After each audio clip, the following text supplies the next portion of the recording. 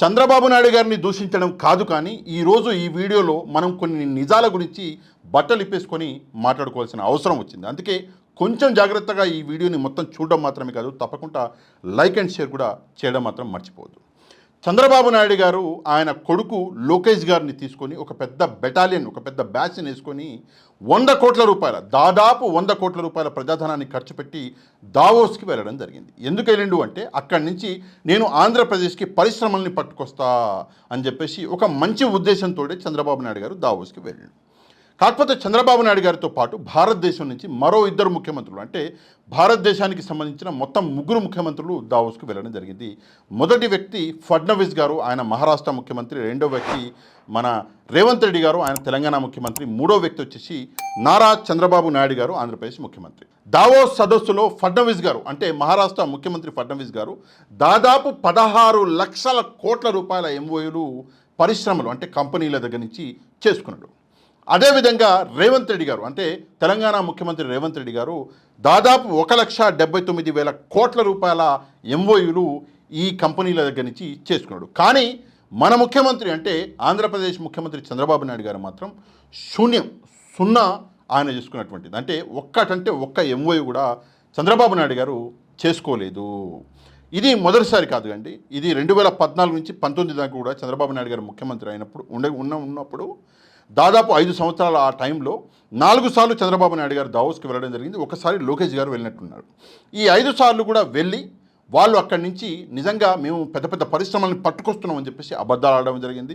ఇక్కడ yellow media కూడా ఆ అబద్ధాలని సమర్థించడం జరిగింది. ఉదాహరణకి మీరు ఇక్కడ చూడొచ్చు, దాదాపుగా పెద్ద పెద్ద సంస్థలన్నింటినీ 2015, 16, 17, 18, 19 ఇట్లా ఈ 5 సంవత్సరాలు మేము పట్టుకొస్తున్నాం అని చెప్పేసి అబద్ధాలు చెప్పడం జరిగింది. కానీ ఆ పరిశ్రమలు రాలేదు.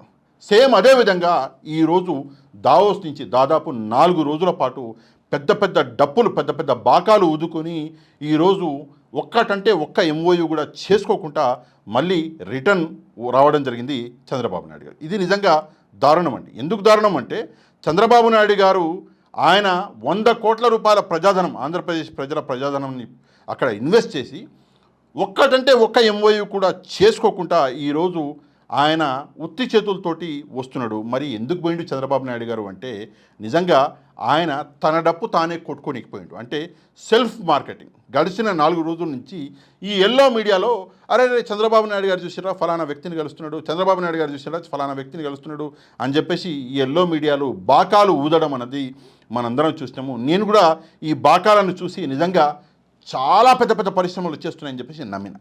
ఈరోజు తెలుగుదేశం పార్టీ ఒక ట్వీట్ చేయడం జరిగింది. ఈ ట్వీట్ని కొంచెం జాగ్రత్తగా మీరు చదివితే, దావోస్లో జరిగిన వరల్డ్ ఎకనామిక్ ఫోరం సదస్సు వేదికగా ప్రపంచం ముందు ఏపీ బ్రాండ్ ఇమేజ్ను సీఎం చంద్రబాబు గారు ఆవిష్కరించారు.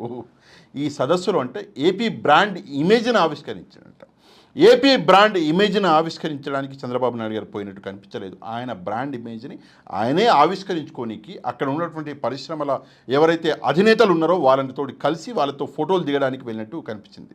ఎందుకు నేను ఈ మాట అంటున్నానంటే, ఒక ఎంఓయూ మీరు చేసుకున్నప్పుడు మరి మీరు ఏం మంచి చేసినట్టు రాష్ట్రానికి ఒకసారి చంద్రబాబు నాయుడు గారు అర్థం చేసుకోవాలి.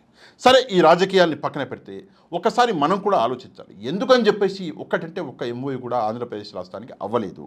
రాజకీయాల్ని పక్కన పెట్టేద్దాం, నిజాల మీద మాట్లాడదాం. ఎందుకు అవ్వలేదు అంటే, నిజంగా ఏదైనా పరిశ్రమ రాష్ట్రానికి రావాలి అంటే ఆ పరిశ్రమ ఏం కోరుకుంటుంది అంటే, ఒక అట్మాస్ఫియర్ కోరుకుంటుంది, కొంచెం ఇన్ఫ్రాస్ట్రక్చర్ కోరుకుంటుంది. అవి మనం ఇవ్వగలిగితే ఆ పరిశ్రమల్ని మనం పిలవక్కర్లే, ఆ పరిశ్రమలే వచ్చేస్తాయి. కానీ ఆంధ్రప్రదేశ్లో ప్రస్తుతం ఉన్నటువంటి రాజకీయాలు ఎంత దారుణంగా ఉన్నాయంటే, ఆంధ్రప్రదేశ్లో లా అండ్ ఆర్డర్ చాలా దారుణంగా ఫెయిల్ అయిపోయింది. ఈరోజు 100 మంది మహిళల మాన ప్రాణాలు తీసేసినా కూడా చూసే దిక్కు లేదు ఆంధ్రప్రదేశ్లో. అందుకే పరిశ్రమలు రాలేదు. ఈరోజు నడి రోడ్డు మీద ఒక వ్యక్తిని నరికి చంపుతున్నా కూడా ఆ కేసు కదలకపోవడం అన్నది చూసిన పరిశ్రమలు ఆంధ్రప్రదేశ్కి రాలేదు. ఎంత దారుణమైన పరిస్థితి అంటే, ఫ్రీ ఇసుక పేరు మీద అదే ఇసుక ప్రజల రక్తం తాగుతుంది అని చెప్పేసి అర్థం చేసుకునే పరిశ్రమలు ఈరోజు ఆంధ్రప్రదేశ్కి రాలేదు. ఎంత దారుణం అంటే, ఈరోజు అరబిందో లాంటి సంస్థ, మీ అందరికీ తెలుసు, కాకినాడ పోర్టు విషయంలో అరబిందో లాంటి సంస్థని ఈరోజు దారుణంగా ఇబ్బంది పెడితే, అందువల్లనే ఆ ఇబ్బందిని చూసి ఈరోజు పరిశ్రమలు వద్దురా బాబు మాకు ఈ పరిస్థితి వద్దు అని చెప్పేసి రాలేదు. ఎంత దారుణం అంటే, మనందరికీ తెలుసు జిందాల్ ఒక మహిళ ఎక్కడి నుంచో ముంబై నుంచి పట్టుకొచ్చి కదాంబరి జత్వాని అని చెప్పేసి జిందాల్ గారి లాంటి ఒక వ్యక్తి మీద ఈరోజు అభాండాలు మోపితే వద్దండి మాకు ఈ పరిస్థితులు, ఎందుకంటే ఆ రాష్ట్రం వేరే రాష్ట్రాల పెట్టుబడి పెడదామని చెప్పేసి 16 లక్షల కోట్ల రూపాయల పెట్టుబడి తీసుకెళ్ళి మహారాష్ట్రలో పెట్టారు. కానీ లక్ష కోట్ల పెట్టుబడి కూడా ఆంధ్రప్రదేశ్కి రాలేదంటే కేవలం చంద్రబాబు నాయుడు గారి చేతకానితనం వల్లనే రాలేదు. ఈరోజు రాష్ట్రాన్ని చంద్రబాబు నాయుడు గారు రావణ కాష్టంగా మార్చేసిండు అనడంలో ఎట్లాంటి సందేహం అన్నది లేదు. ఇది చంద్రబాబు నాయుడు గారు చేసినటువంటి పని. అందువలనే ఈరోజు ఒక్క పరిశ్రమ కూడా రాష్ట్రానికి రాలేదు. జగన్మోహన్ రెడ్డి గారు ఒక మంచి ఇన్ఫ్రాస్ట్రక్చర్ అనేది రాష్ట్రానికి కల్పిస్తే, జగన్మోహన్ రెడ్డి గారు రాష్ట్రం పేరుని చాలా పెంచేస్తే, రాష్ట్రంలో ఒక అట్మాస్ఫియర్ క్రియేట్ చేస్తే ఈరోజు చంద్రబాబు నాయుడు గారు ఆ అట్మాస్ఫియర్ని మొత్తానికి నాశనం చేశాడు. జగన్మోహన్ రెడ్డి గారు చేసిన పనులు నిజంగా చూస్తుంటే చదువుతుంటే ఈరోజు చాలా ఆనందం వేస్తుంది.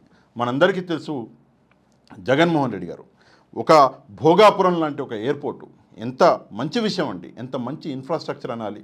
అట్లాంటి ఎయిర్పోర్టు జగన్మోహన్ రెడ్డి గారు రెడీ చేస్తే, అట్లాంటి పనులు చేస్తే ఈరోజు పరిశ్రమలు వస్తాయి. కానీ చంద్రబాబు నాయుడు గారి లాగా ఒక రెడ్ బుక్ రాజ్యాంగాన్ని నడిపితే ఈరోజు పరిశ్రమలు రావు.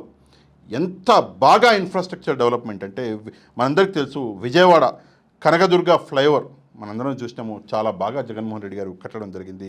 విశాఖ ఎన్ఏడి ఫ్లైఓవరు మనందరం చూసినాము. విజయవాడ రిటైనింగ్ వాల్, మొదటి రిటైనింగ్ వాల్ కంప్లీట్ చేసి రెండవ రిటైనింగ్ వాల్ కూడా జగన్మోహన్ రెడ్డి గారు మొదలు పెట్టిండు. ఇది నిజంగా చాలా అంటే చాలా పెద్ద విషయం. 17 మెడికల్ కాలేజీలు, అందులో 5 మెడికల్ కాలేజీలు ఆల్రెడీ రెడీ అయిపోయి రన్ అయ్యే పరిస్థితుల్లో ఉన్నాయంటే నిజంగా చాలా అంటే చాలా గర్వించదగ్గ మనకి ఇదండి.